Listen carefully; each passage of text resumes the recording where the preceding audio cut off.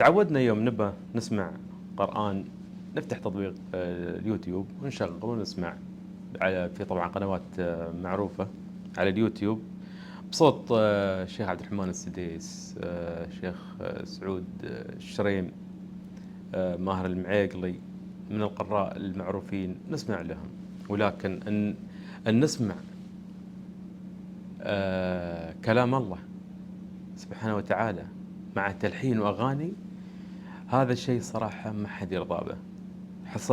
حصلت أو وصلتني قناة على اليوتيوب، والله يجزاه خير اللي بلغني عشان أوصل الرسالة للجميع، وخصوصا الأمهات والأبهات عشان ينتبهون على عيالهم ما ينجرون وراء القنوات هذه ويبلغون عليها. طبعا يبلغون عن طريق البرنامج نفسه وعن طريق الجهات المختصة اللي تم حظر القناة هذه مثل مجتمعي آمن. اليوم يوم أدخل على القناة هذه فتحت فيديو سورة العنكبوت، بسم الله الرحمن الرحيم، ألف لام ميم، أحسب الناس أن يتركوا أن يقولوا آمنا وهم لا يفتنون. يعني كلام مع تلحين صراحة شيء يقهر. وين وصلنا نحن؟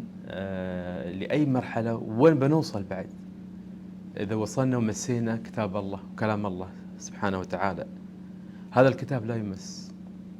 مهما وصلتم من الجرأة، مهما وصلتم من ابتعادكم عن دينكم، ما نلمس كلام الله سبحانه وتعالى. القرآن الكريم هذا الكتاب المقدس عندنا نحن كمسلمين، ما نرضى أن يتم المساس بالقرآن بالطريقة هذه. فرسالتي أنا ما بطولها، لكن أبى أوصي كل حد، حتى لو كانوا اللي يتابعوني للمراهقين، لا تلتفتون لمثل هالقنوات هذه القنوات بتضيعكم، هذه القنوات بتدخل فيكم أفكار راح تخسرون آخرتكم فيها، راح تندمون ندم. لا تتبعونها. كل اللي تسوونه تدخلون القناة، اسم القناة أغاني قرآنية وحفلات.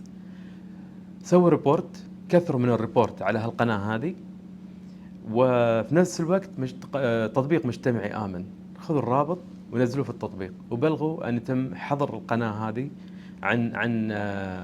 عن دولنا.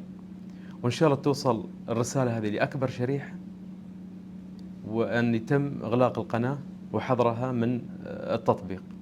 الله يعيننا ويعينكم، حسبنا الله ونعم الوكيل.